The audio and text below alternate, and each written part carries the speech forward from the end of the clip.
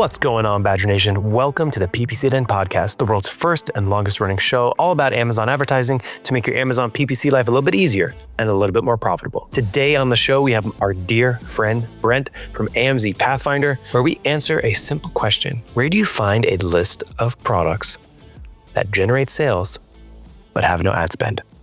Let's jump in. So yeah, in those situations, I try not to rush to judgment. Like if something does have a low amount of same SKU and a high amount of other SKU, it could mean that it's a good gateway. You know, people see it, they click in, then they eventually find something. So I like to look at the targeting to see if the targeting is correct. And honestly, I do like to experiment with, hey, what if we just funnel it to the product that actually does get the sale in the first place? Like maybe they're more appropriate there. So yeah, that's been a theme for me a lot over the last maybe 9 months, which is really like this idea of traffic sculpting, which is like, hey, like let's just funnel this traffic to that keyword, or let's just funnel this to the keyword in that ad group and we just pause it from this other ad group. Or in this case, like let's just funnel it to that product. So I'm a big, there's been a big profit crunch, I think, across the board. So this is a report that's in the arena of like, hey, let's sculpt our traffic. Something has a really high total ACoS. Like what if we just funnel it to something with a really good ACoS instead to like get more juice out of something that's already doing so well. So those are some considerations that I make when I look at a report like this and I see something like, 87% total ACoS. I spent $820 on this and only did $930 in sales. Is it just that I should just be advertising the other products that do actually generate the sales? Right. You have to see what kind of parent-child relationship it has, what other products are in that set.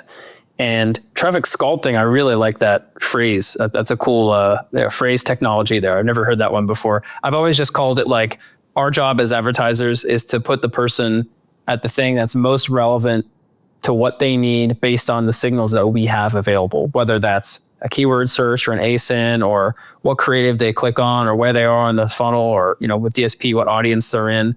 But sometimes it just means they see the $13 one and then maybe they say, oh, I could get 2 for $21. That's a better deal. And they buy that one. But the $13 one is the one that got them in the door because they said, that's a good price. That's what I need. And so the click-through rate for that ad is higher, but the actual conversions are occurring on the one that's a better deal. So I see that sometimes. And it's hard to know which is why, it can sometimes be worth observing it and doing a little experiment on it to try to understand it a little bit better. Absolutely. So to answer the initial question that we had, which was, how do I find a list of products that have sales that I am not advertising? This is the way to do it. And you can do it in a spreadsheet.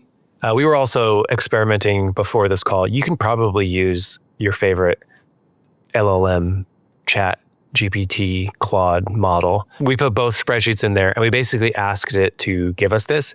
And I would think with some prompting, you'd be able to get it exactly where you need to. Like, give me the ad spend from this sheet, give me the all sold gross sales from this other sheet, put it together, give me that list. I think that's for sure doable. That being said, like if it is worth just knowing how the sausage is made so you can cross-verify it. Because one of the prompts that we did, it gave us back like the wrong information and we had to go back and reprompt it. So it's just sort of worth knowing. Well, Mike, you're such a pro at LibreOffice, so we didn't need to use ChatGPT. You just knew all the hotkeys right for LibreOffice and dialed it up. So this is it. I think this is just a really useful thing to know that exists and how to do. There's a couple caveats here, meaning if you have products that don't have any sales at all, it will not show up on this list because that is the all sold tab in Amazon. It is not your all inventory tab. So the person in core was saying, like, I use it from this inventory report of just like all of my products, whether they have sales or not, as a jumping off point. So I thought that was pretty. Let's touch on that for a minute then, Mike. I mean, like what scenarios would you have 0 sales for a product and you're like, I actually want to advertise this. The only one I can think of is it's just launched. We want to get it out the gate. But if that's true, wouldn't you know that? Yeah, you would already know. Yeah, you'd be like, oh, well, we're launching this product. So we already have campaigns, maybe we do this a lot for clients, like set campaigns with a start date in the future. So we take the time to build them ahead of time and say, we're going to be launching them in a week or a half or whatever. And the client says, we're waiting for the Vine reviews to come in. We have it out to social media, whatever, and so it all kind of is coordinated. So that seems like a fringe use case. Right. Other scenarios, I'm just thinking of like incredibly high SKU counts. like thousands of products. You just want sort of incremental visibility on some of these, and you give it that sort of PPC nudge. So yeah, I think that could be a scenario where you have so many SKUs. But How yeah, about seasonality? Let's give a good example of like meltables, right? Meltables, I think, is at the time of recording this, it's like to the point where you're not supposed to have meltable items. I really think of chocolate primarily because I have a lot of experience actually selling chocolate on Amazon, that you can't have in FBA warehouses because they'll melt. Those places get hot. So when they are sent back in the cooler months, you don't have a sales history against them in FBA, maybe no sales at all, unless you've been doing FBM. And so, okay, let's dig up the SKUs for the chocolate. It's Christmas. Let's go. Let's get them going.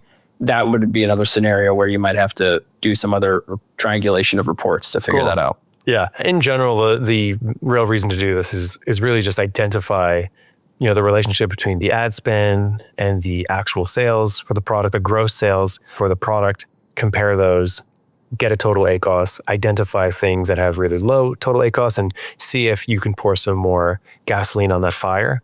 So that's probably one reason.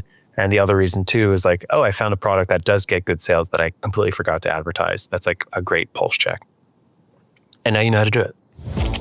Hey y'all, it's Mike here. I hope you're enjoying this episode with Brent. It's awesome to be able to go into Amazon and download these spreadsheets. I did also want to mention that inside of the AdBadger software, we have thought about this solution.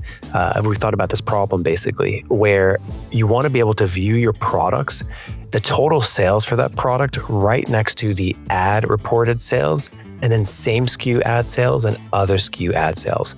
I put together in our demo account this really exaggerated example here, where if that particular product has $285,000 in total sales, $147,000 in reported ad sales, but imagine if it had no same SKU sales and it had a bunch of other SKU sales. So I can actually get a glimpse here that this product is 100% organic. All the sales, people are clicking on it and then going and buying it organically. It leads to some really good analysis and conversations around what does it mean to have a product with a low amount of same SKU sales and a lot of other SKU sales. From here inside AdBadger, I can go and click on the profits tab and then try to get a glimpse of, well, what is the profitability for this particular product based on the ad spend and all of that. So I can compare it against fees, my other SKUs. So it just tells me a ton about my product. This is what I love working on. Have a good one, and let's jump back to the episode. Mike, one thing, should we talk about sponsored brands? Yeah, so like one thing missing from this is ad spend on sponsored brands. So we have sponsored brands attributed purchases report, which when it came out, I remember this is another one I was very excited about. And we get promoted and brand halo types of sales. So it is possible to download that and just simply make a pivot or check out the data and say, okay, these are the promoted ASINs. So we know what we're advertising, but we don't know to what degree, like I talked about earlier, we're spending against these things. Right. And that is the problem. I know in Core, we've brainstormed a lot of ways to try to figure this out. Like, okay, we have like 3 products for advertising. Let's take the spend for that campaign and divide it in 3. Or we know it's a video campaign, so it's only for 1. So let's attribute it all to this one. But there is no exact way to do this as far as I'm aware. Yeah. Yeah. Sponsored brands has always been left out of the how much am I spending on a product conversation. I think for good reason. Any kind of thing that you do to try to extrapolate it is inaccurate, right? So like, no, you don't have an even 33 split, on a headline ad or something like that. Yeah, there's no way. So you can do it. I would maybe someone would consider that to be more accurate, but it is just an approximation there for sure. Yeah, but keep in mind, if you have really successful sponsored brand campaigns, I know vertical video is one that does quite well for categories that are more mobile shopping heavy. You can have a substantial amount of spend on those and have them really doing quite well, but they won't show up in this. Right. So it might be worth evaluating that and, just taking this data with a grain of salt. And I would also say it would only come up too if the product only had sponsored brands.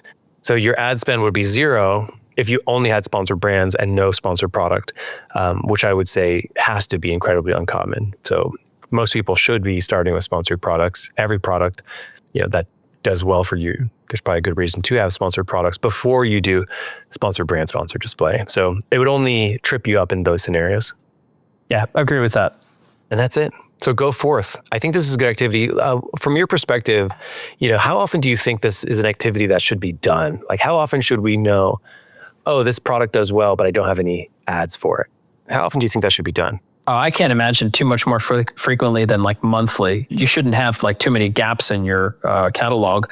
But I think it also will depend on catalog size. The larger your SKU count, the more frequently you do it. If you have hundreds of SKUs, maybe bi-weekly. If you have thousands, maybe weekly. If you have, the account I'm looking at, and I use for the example, when I was looking on my end here, Mike has like 15 SKUs, and some of them are actually not eligible for advertising based on the category they're in. So, I don't have to check that very often. I know what the top sellers are. I know those SKUs by heart by looking at them. So it has to scale with SKU count, I suppose. Well, Brent, I think we've given the good people out there of Badger Nation something to do, a new activity to do on a monthly or bi-weekly basis. Where can people find you? What are you up to these days? Yeah, these days I'm really focused on DSP and AMC, and you can find me at brent.bike. That is an actual URL, brent.bike, just like a .com. And also amzpathfinder.com is still our home on the web as well. Right on. Brent, thank you so much for coming back into the PPC Den. It's always a pleasure. People should check you out.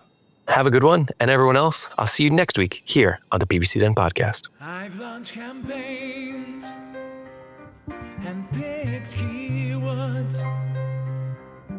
I've got my bids, set placements too. And bad mistakes.